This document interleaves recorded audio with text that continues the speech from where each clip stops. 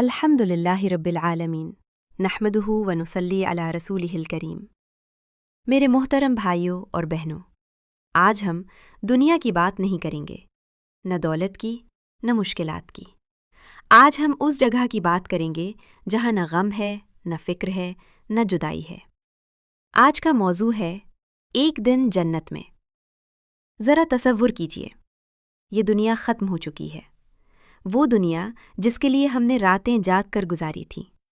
وہ گھر، وہ کاروبار، وہ جھگڑے، سب ختم۔ قرآن ہمیں بار بار یاد دلاتا ہے کہ دنیا عارضی ہے، اصل زندگی آخرت ہے۔ قیامت کا دن قائم ہو چکا ہے، انسان میدان حشر میں کھڑا ہے۔ کسی کے چہرے پر خوف ہے، کسی کے چہرے پر نور۔ اعمال نامے تقسیم ہو رہے ہیں، کسی کو دائیں ہاتھ میں، کسی کو بائیں ہاتھ میں۔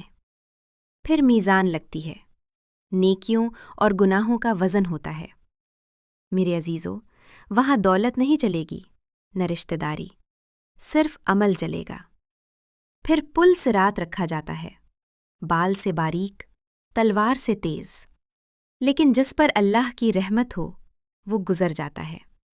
اور پھر اعلان ہوتا ہے، اہل ایمان کو جنت کی طرف لے جاؤ۔ فرشتے استقبال کرتے ہیں، سلام کرتے ہیں۔ قرآن میں آتا ہے، سلام علیکم طبتم فادخلوہا خالدین۔ تم پر سلامتی ہو، تم کامیاب ہو گئے۔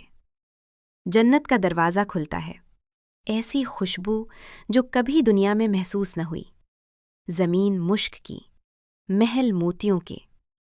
حدیث میں آتا ہے کہ جنت کی مٹی زعفران کی ہوگی، نہ گرمی نہ سردی نہ بیماری۔ اللہ فرماتا ہے، وہاں نہ تھکن ہوگی نہ اکتاہٹ۔ آپ ایک محل کے سامنے کھڑے ہیں، فرشتے کہتے ہیں، یہ آپ کا گھر ہے۔ وہ شخص جو دنیا میں چھوٹے گھر میں رہتا تھا، آج اس کے پاس محل ہے، اور سب سے بڑی نعمت، دلوں میں کوئی کینہ نہیں۔ اللہ فرماتا ہے، ہم دلوں سے بغض نکال دیں گے۔ سوچئے، وہ لوگ جن سے دنیا میں ناراضی تھی، آج سب محبت سے مل رہے ہیں۔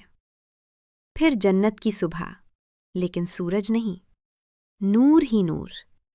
درخت جھکے ہوئے، پھل خود قریب آ جاتے ہیں، نہریں بہہ رہی ہیں، دودھ کی، شہد کی، پاکیزہ مشروب کی۔ جنتی ایک گھونٹ لیتا ہے اور کہتا ہے، یا اللہ، ایسی لذت کبھی نہ ملی۔ پھر دسترخوان لگتا ہے، جو دل چاہے حاضر۔ میرے بھائیوں، یہ سب اس شخص کے لیے ہے جس نے دنیا میں حلال کو اختیار کیا۔ پھر لباس دیا جاتا ہے، ریشم کے کپڑے، سونے کے کنگن۔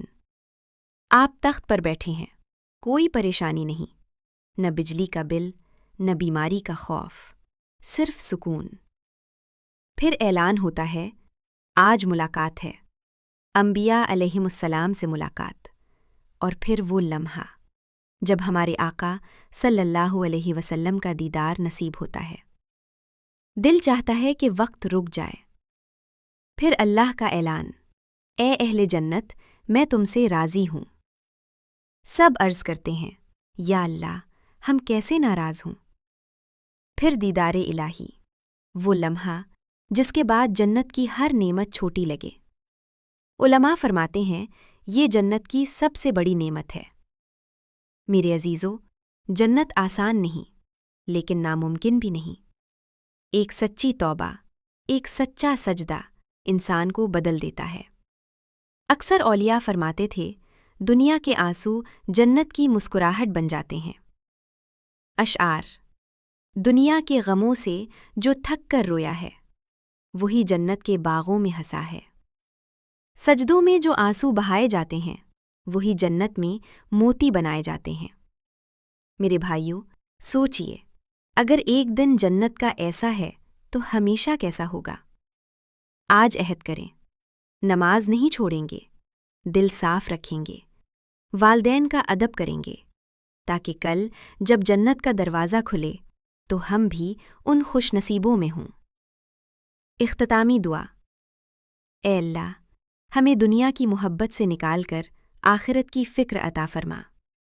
ہمیں سچی توبہ نصیب فرما، ہماری نمازوں کو قبول فرما، ہماری خطا